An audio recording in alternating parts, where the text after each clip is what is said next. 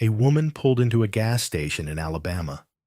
No drama, no noise, just fuel and silence, until a local deputy shoved her to the ground, kicked her, and told her she didn't belong. What he didn't know? She was the head of internal investigations at the Department of Justice, and with one call, one video, and one name, his entire department and career were about to burn. Dear viewer, what you are about to witness is not just a story. It is a powerful testament to the quiet power and pursuit of justice in places most people ignore. If this is your first time here, I warmly invite you to share where you are watching in the comments below. And if stories like this move you, challenge you, or make you think, consider subscribing and clicking the bell icon. We share voices that deserve to be heard every day. Thank you for being here. Now, let's get into the story. Under a sky stretched thin with summer haze, the road ran like a scar across the dusty backcountry of Alabama. Highway 43, a forgotten stretch. Not the kind of place that makes headlines. Not the kind of place anyone powerful is expected to pass through. But on this particular day, under the indifferent glare of the southern sun, that changed. She drove alone, a black SUV humming beneath her like a held breath. Inside, the air was cool, calm, controlled. At the wheel was a woman who didn't fit the picture most people would paint of someone just passing through. She wasn't dressed to impress. No sharp suit, no designer sunglasses. Just jeans, a plain gray t-shirt, boots with dust from 3 counties on them. But there was something about her. Something in the way she held her posture. The deliberate way her hands touched the steering wheel. Like she wasn't just driving. She was studying the road, studying the silence, waiting for something she already knew was coming. Her name was Maya Renshaw. To the outside world, to the clerk at the last gas station, or the farmer who waved from a field, she was just a tired woman on the way home. But Maya wasn't just anyone. She was the director of internal investigations for the Department of Justice, a name rarely uttered in public, a position known only to a few in high places. The woman who had built her career chasing shadows, rooting out corruption, and pulling rotten roots from the soil of American law enforcement. The kind of woman you don't cross. Unless, of course, you don't know who you're talking to. And Deputy Travis Harlan? He didn't know. It started the way these things always do. Small, stupid. A flicker of ego, a flash of misplaced authority. Maya had stopped for gas. That was all. A quick refill at a cracked old station just outside Tuscaloosa. She pulled up, parked beneath a rusted canopy that creaked in the wind, and stepped out with the calm grace of someone who'd done it 1,000 times. She didn't even notice the sheriff's cruiser at first, parked in the far corner, windows tinted too dark, a country radio station buzzing faintly from the dash. But Deputy Harlan noticed her. She wasn't from around here. Her SUV had government plates, but not the kind anyone in a small town recognizes. She moved too smooth, too certain. That was all it took. That quiet resentment, the kind that festers in men who wear a badge for power, not for protection, flared the moment he saw her. He pulled up behind her car, slowly, tires crunching gravel like bones, got out, adjusted his belt, approached like he owned the land she stood on. "Ma'am," he said, already puffing his chest, already ready for a fight. "You lost?" Maya turned, steady and measured. "No, deputy. Just getting fuel." Her tone was polite, respectful, but firm. The kind of tone that doesn't bend. The kind that tells you, without saying it, she's someone who knows the law better than you do. And that only pissed him off more. "License?" he barked. "May I ask what the issue is?" He didn't answer, just repeated himself, a little louder this time. "License." She gave it to him. No hesitation, no attitude, just calm compliance. Because that's what you do when you're a black woman, alone on a rural road, and a white cop decides you're a problem. He snatched the ID, muttered her name under his breath, not recognizing it, not caring. And then, without warning, he took a step closer. Close enough for Maya to smell the cheap coffee on his breath. "You know," he said, "people like you usually keep to the interstates. Nice and safe. Don't tend to wander off where you're not expected." That was the moment. The spark. Maya said nothing. She didn't have to. Her silence said more than words ever could. She looked him straight in the eye and waited. And that was when he snapped. No warning. No provocation. Just fury and fear disguised as authority. His hand shot out and shoved her hard against the SUV. Her head knocked back against the frame. Her hand hit the pump. Gas spilled. She stumbled, righted herself. Her eyes narrowing, but still no panic. Still no fear. Then came the kick. A heavy steel-toe boot straight into her shin. It was fast, brutal, unnecessary. The kind of kick that isn't about control. It's about humiliation. Maya collapsed with a sharp cry, her knee slamming the gravel. Blood bloomed through her jeans. The pump clattered to the ground. Harlan stood over her, smirking like he'd just won something. Like he'd just taught a lesson to someone who didn't know her place. "You don't belong here," he said. "Stay down." And that's when time stopped. Because Maya Renshaw didn't stay down. She never had. Not in 27 years of law enforcement. Not when testifying before Congress. Not when facing threats, sabotage, or institutional rot. And she sure as hell wasn't going to let one backwater deputy decide her worth. She pushed herself up, slow, shaking, bleeding, and looked him dead in the eye. And that's when the reckoning began. It started with a teenager standing by the ice machine, phone in hand, recording everything. Then a buzz. A secure alert from Maya's ID badge, triggered by sudden trauma. Then a text sent from Maya's phone with a single word. Flagged. What Travis Harlan didn't know was that he had just assaulted one of the most powerful law enforcement officials in the country. And within 3 minutes, his entire world, his badge, his reputation, his career, was already unraveling. The road behind Maya was long. The road ahead, even longer. But it was no longer just about a gas station, or a kick, or a broken system. It was about what happens when a woman who spent her life fighting injustice becomes the face of it. And she's just getting started. The dust had barely settled in the gas station lot when the machine began to move. Unseen gears turned in distant offices. Phones buzzed with encrypted alerts. In Washington, D.C., Maya Renshaw's name triggered a digital ripple across multiple systems: DOJ, FBI, Internal Affairs. Because when someone like her is flagged in the field, it isn't just about safety. It's a signal. A red flare shot into the bureaucratic sky. Something has gone wrong, and someone will have to answer for it. But back in Alabama, Deputy Travis Harlan was still strutting, still basking in the heat of his unchecked authority. He hadn't seen the camera, hadn't noticed the teenager at the corner of the building with his phone pressed to his chest. He hadn't sensed that the woman he kicked wasn't alone. Not really.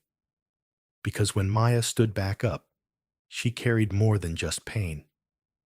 She carried institutional weight, She carried proof, and that kind of weight shifts the air. Travis got back into his cruiser like nothing had happened. Maybe he thought she'd limp away and stay silent. Maybe he thought she'd file a complaint, get lost in paperwork, buried under layers of small-town immunity. But what he didn't understand, and what the system around him had allowed for too long, was that the badge he wore wasn't a shield against consequences. It was a contract, one he had just violated. 20 miles down the road, Maya pulled into a diner with fluorescent lights and cracked leather booths. Her leg was swollen. Blood had dried around her knee, crusted to the frayed denim. But her hands were steady as she stirred her coffee. Pain didn't shake her. Betrayal didn't either. What shook her was how routine this all felt, how predictable, how easily a man in uniform could forget what the badge was supposed to mean. She opened her laptop in that booth, fingers dancing with precision. Within seconds, she was inside the internal DOJ system. She searched his name, Travis Harlan. What surfaced wasn't surprising. It was confirming. 3 excessive force complaints, 2 dismissed for insufficient evidence, 1 quietly settled out of court, all against black civilians. No disciplinary actions, no suspensions, just paperwork, signed and filed, buried under policy and silence. But it wasn't just about Travis. Maya shifted the scope of her search. She pulled personnel files, county hiring records, IA reviews. Patterns emerged like cracks in concrete. It wasn't one man. It was the culture that molded him, protected him, rewarded him. The sheriff's department had a reputation, unofficial, whispered, but known. Aggressive traffic stops, racial profiling disguised as routine checks. A department built not on service, but on dominance. And that's what Harlan had learned. Not law, not justice, but hierarchy. That the badge didn't mean protect and serve. It meant decide and punish. It gave men like him the illusion of control and the cover to act without fear. Until now. Maya closed her laptop and made a call. Not to press charges. Not yet. She called a colleague in the Civil Rights Division, a woman named Janice Torres, who had once spent 6 months undercover in a southern precinct for a DOJ corruption case. They spoke in code, as they always did, but the message was clear. We may have another pattern in Tuscaloosa County. Janice didn't ask questions. She just said, "I'll get a team ready." Outside, the air had cooled slightly. The sky now glowed amber with the oncoming dusk.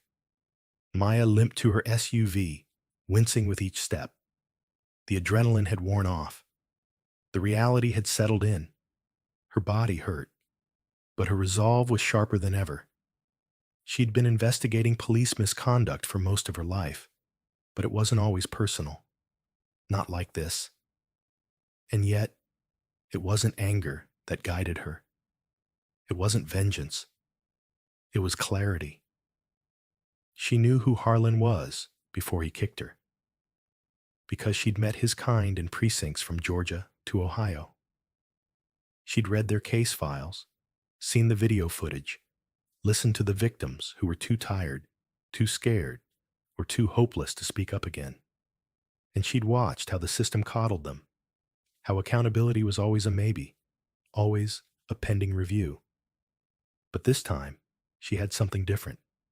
She had a video. She had her title. And she had time. Back at the DOJ, her alert had reached someone who mattered. Deputy Director Malcolm Price, a blunt man with a record as long as her own, and no patience for performative justice. He saw her flagged status and acted immediately, calling an emergency review meeting for the following morning. If a federal officer was assaulted in uniform, we'd be prepping national response. Just because she was off duty doesn't make her less ours, he said to his staff. And that was the difference Maya had earned, not through politics, but through reputation, through the quiet, brutal, unglamorous work of holding people accountable. In the meantime, Maya returned to the gas station. She parked across the street, watching from the shadows. The same teenager from before was stacking crates by the back door. She approached him carefully, aware of how she looked.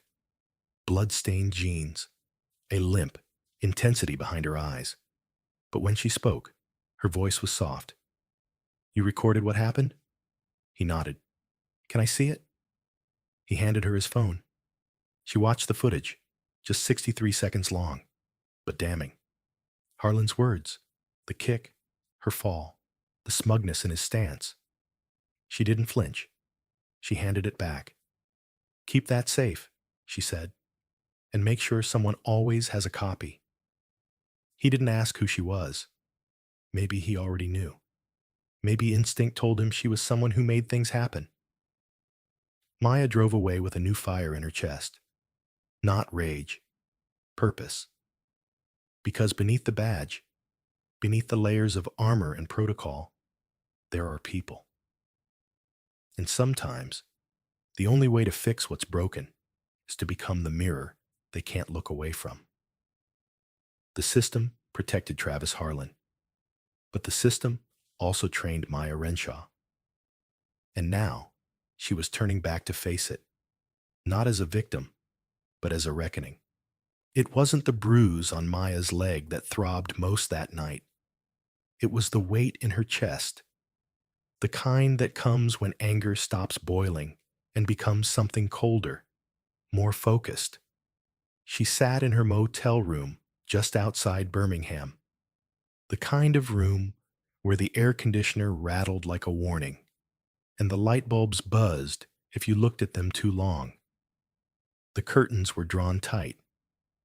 Her laptop screen glowed blue against her face. And on that screen was the file that would ignite everything. She had named it simply pattern dot dot dot dot. Inside was more than just Travis Harlan's record. It held deposition transcripts, leaked emails, internal affairs complaints that had never seen the light of day. Some she'd pulled from public archives. Others had been handed to her by officers who were tired of keeping quiet. And one came from an anonymous source, a whistleblower still buried inside the Tuscaloosa County Sheriff's Department. It was a spreadsheet of disciplinary actions never reported to the state board, with names, dates, and incident codes. Dozens of them, most involving people of color, most buried within days. She stared at it for a long moment. Each line was a life, a story no one had listened to. Each entry, a silent permission slip to keep harming. She closed the file and reached for her burner phone. One number, only used once before. It rang twice. "You ready to go loud?" the voice asked. "Not yet," Maya said, "but I'm ready to strike a match." The next morning, news broke across Alabama state outlets. Federal officer assaulted in uniform by local deputy. Investigation underway. The article was brief, restrained, and careful with names. But it didn't need to shout. The subtext screamed. Social media picked it up within hours. Hashtags started circulating. And then the video dropped. 63 seconds of truth. The teenager had uploaded it anonymously, but it spread like fire on dry grass. It was Travis's boot. It was Maya's fall. It was his smirk. It was her silence. And then it was rage. By noon, the footage had reached national eyes. Civil rights attorneys shared it with statements of fury. Activists dissected it frame by frame. Former officers began reaching out. Reporters called Maya's burner one after another. She didn't answer. She didn't have to.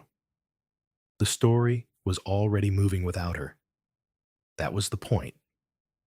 In Tuscaloosa County, the sheriff's office scrambled. Sheriff Donald Vick issued a boilerplate press release. We take these allegations seriously and are cooperating fully. But the walls had already started to shift. A low-ranking deputy leaked a photo from the station. Travis seated at his desk, scrolling on his phone, still in uniform. No suspension? No accountability? Just another day. It backfired immediately. Protesters began assembling at the courthouse steps by the afternoon. Not thousands. Not yet. But enough. Enough to be noticed. Enough to rattle windows. Signs were raised. Justice for Maya. No more hidden files. He kicked her. We saw it.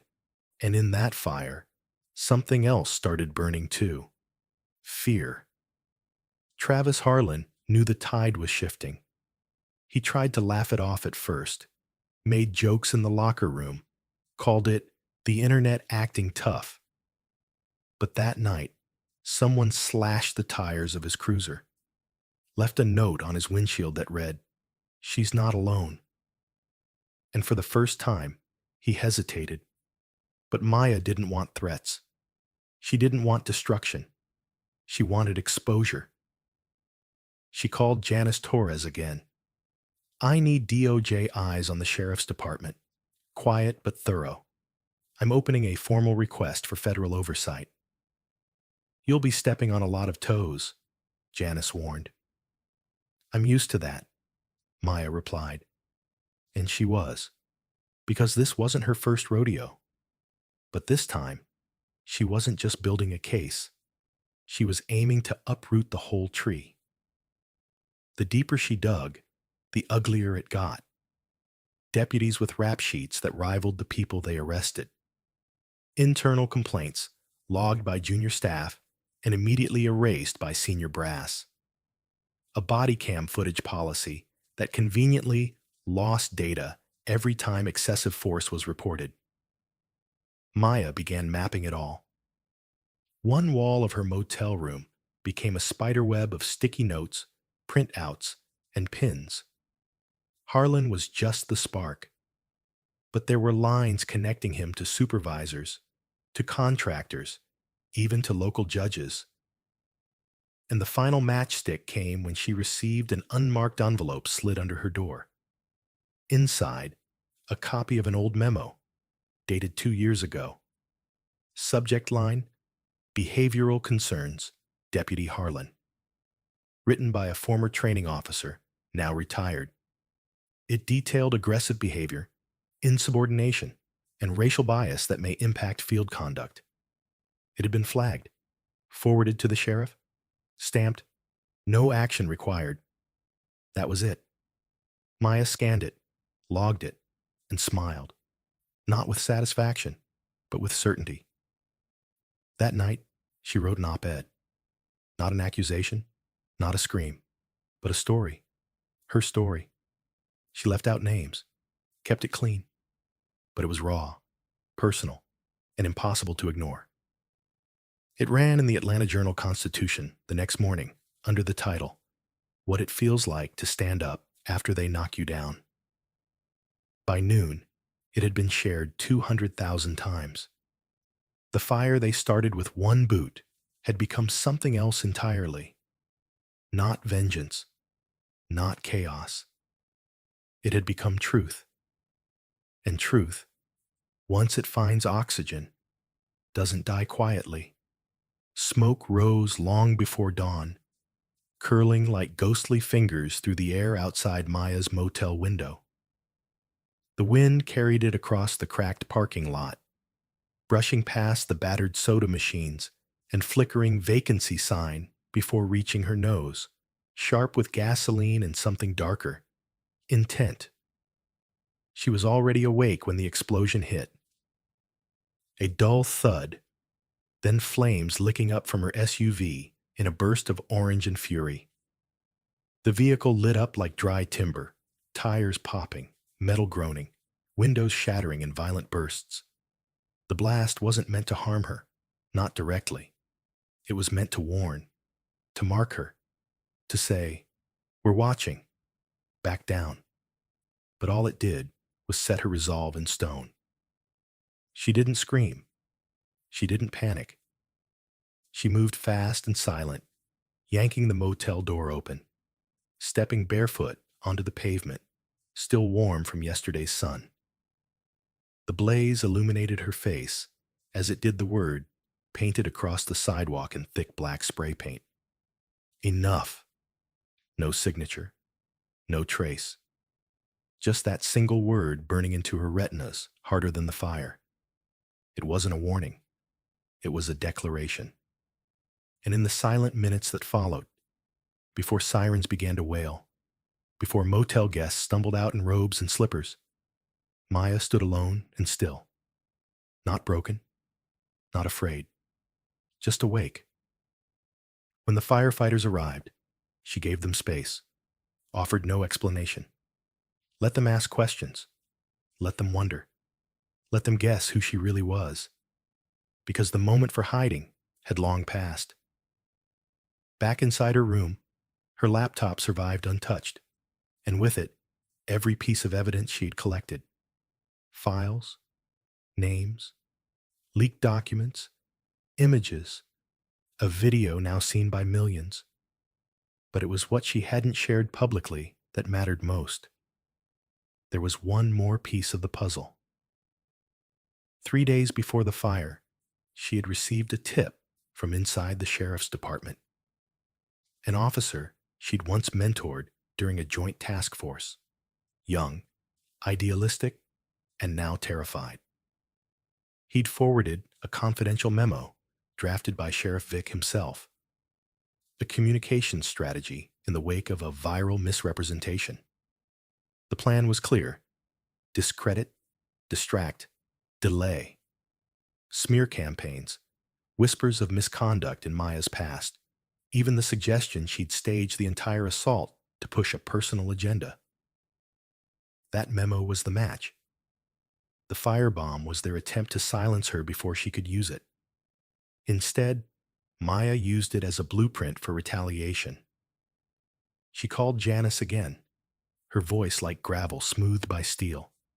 "They're escalating. I need the Bureau to move. Now." Janice didn't hesitate. "We're already preparing internal affairs agents. If you've got more, send it now." Maya hit send. The full file. Everything. By sunset, the Department of Justice had dispatched oversight teams to Tuscaloosa County. Quietly, carefully. But it was no longer just about Travis Harlan. No longer just about a kick in a gas station parking lot. This was systemic, and it was unspooling fast. That night, while Maya stayed in a secure facility outside Montgomery, a second leak hit the press. It wasn't hers. Someone else, perhaps the same officer who had sent her the memo, had shared body cam footage that had never been uploaded to the state archive. In it, Harlan was seen joking with two colleagues hours after the assault. He described the incident as teaching a lesson, followed by a mock imitation of Maya's fall, laughter ringing in the locker room. It aired on national television within hours. No amount of spin could undo what people now saw. The mask of professionalism stripped away, revealing the raw face of entitlement. Commentators scrambled, political leaders hedged, local officials issued pre-scripted apologies. But it was too late. Maya didn't need to speak. The nation was doing it for her now. By the time she returned to the public eye, her name had already become a chant. Protesters flooded state buildings, courthouse steps, even federal offices. Not angry mobs, but disciplined tides. Mothers, teachers, veterans, pastors, students. They didn't chant for revenge. They demanded reckoning. And Maya walked into the heart of it. Back straight, suit clean, legs still bruised, but stride unshaken. She spoke at a town hall in downtown Birmingham, not with fury, but clarity. "This is not just about me," she told the room, packed beyond capacity. "This is not just about one officer or one video. This is about a sickness too many people have learned to ignore until it screams. And even then, they ask the scream to quiet down." A woman in the back wept.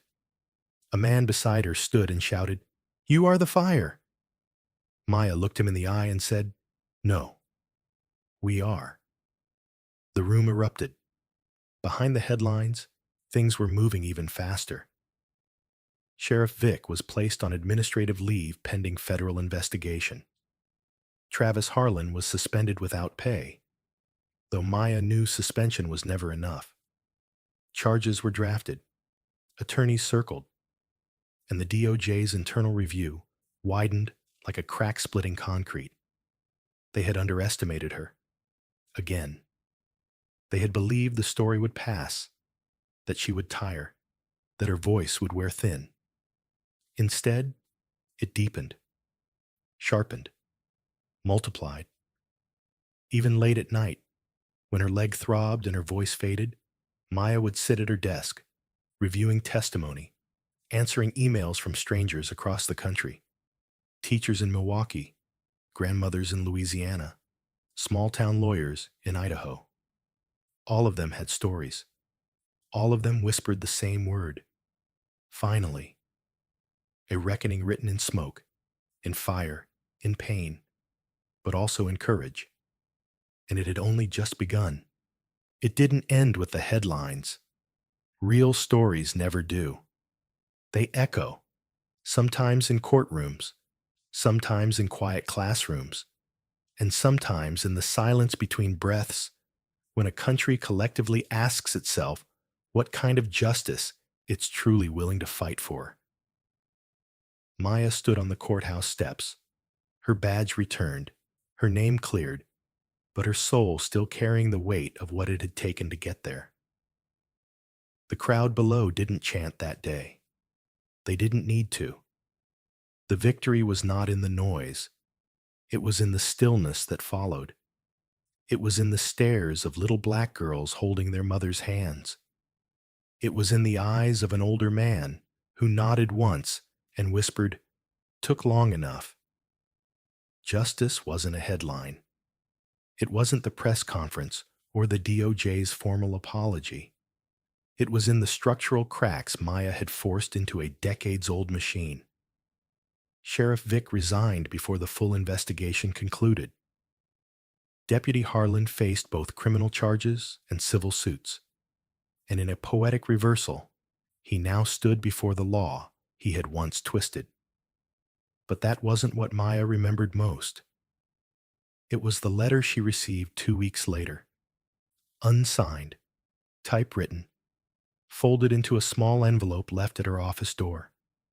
It read simply, "I grew up thinking power was about fear. You showed us it could be about truth." That one line lingered with her more than any ruling ever could.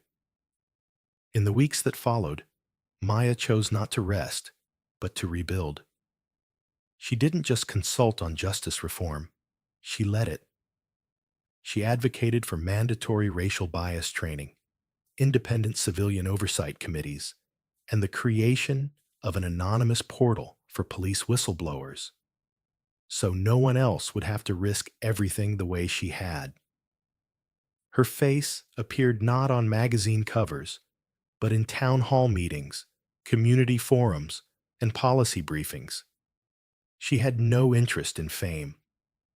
She was too busy building something that could outlast the headlines. But change is fragile, and Maya knew that. It's not born in the explosion of a single moment, but in the slow burn of relentless commitment. And so, when the cameras moved on and the hashtags faded, she stayed. She listened. She showed up in rooms where she wasn't invited and demanded seats for people who'd never had one. 1 year after the assault, she returned to that gas station. The pumps were new. the asphalt replaced, but she could still see the stain on the gravel, even if no one else could. She stood there alone for a long time, her reflection in the station window merging with the woman she used to be. Not just a survivor, not just the FBI chief, but a catalyst. Across the country, small towns had started having big conversations. Officers were being held to standards that once felt untouchable. Communities were watching, not because they were told to, but because they had learned, through Maya's story, that silence had never protected them. Only truth could. And Maya, she never wanted to be the face of a movement. But sometimes the storm chooses you. And when it did, she didn't just stand in it, she became the eye of it. Calm, unshakable, full of power. Because the aftershock of injustice isn't just chaos, it's clarity. And what followed Maya was an awakening. Not loud, not brief, but real. One person, one story, one truth at a time. In the span of mere minutes, at a forgotten gas station off a back road in Alabama, a story unfolded that would stretch far beyond a county line or a courtroom. It would ripple across a nation already aching for accountability. Maya Sullivan, a woman whose resume carried the weight of federal investigations and whose badge represented more than just law, it represented integrity, was reduced, in the eyes of one man, to a target. Not because of what she'd done, but because of who she was. Deputy Harlan didn't see an FBI chief. He saw a black woman alone. He didn't ask questions. He chose violence. And in doing so, he awakened something far more powerful than he could ever understand. Maya's story isn't just about the assault that sent her to the ground. It's about the rise that followed. It's about how she stood up, bloodied but unbroken, and turned a moment of injustice into a movement for truth. She didn't scream. She didn't threaten. She didn't need to. She built her case brick by brick, with surveillance, with testimony, with strategy, and exposed not just a rogue cop, but a rigged system designed to protect him. From county corruption to political shields, from media manipulation to personal retaliation, Maya faced every weapon thrown her way. Her SUV was firebombed, her reputation attacked, her career temporarily suspended. But what they underestimated was her resolve. They tried to erase her. Instead, they made her unforgettable. She uncovered a network of power that spanned state politics and local enforcement. Names, deals, silent nods in shadowed rooms. And she brought it all into the light. Arrests were made, offices were raided, a senator was indicted, and the world saw the truth, not just in grainy video clips, but in the unwavering clarity of Maya's voice. But her greatest achievement wasn't in the downfall of corrupt men. It was in the awakening of those watching. Young women who now see power in their silence turn to speech. Parents who saw that standing up could be quiet, but no less forceful. Officers who finally saw that loyalty to justice must always outweigh loyalty to the badge. Maya reminded us that justice doesn't come from rage. It comes from resolve. It doesn't come from violence. It comes from vision. She reminded us that courage isn't loud, but persistent. That dignity doesn't depend on who's watching, but on what you stand for when no one is. So what's the lesson we take from Maya's journey? It's this. You don't have to wear a badge to hold the system accountable. You just have to refuse to look away.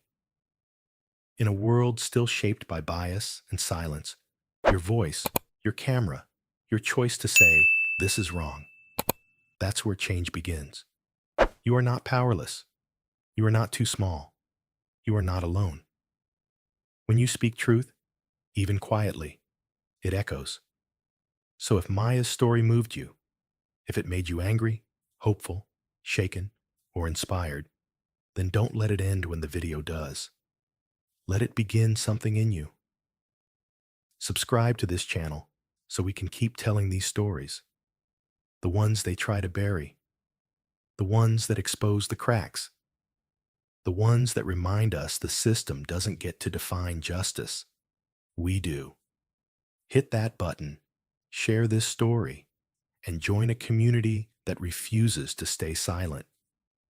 Because the next Maya, she's already out there, and she deserves to know she's not standing alone.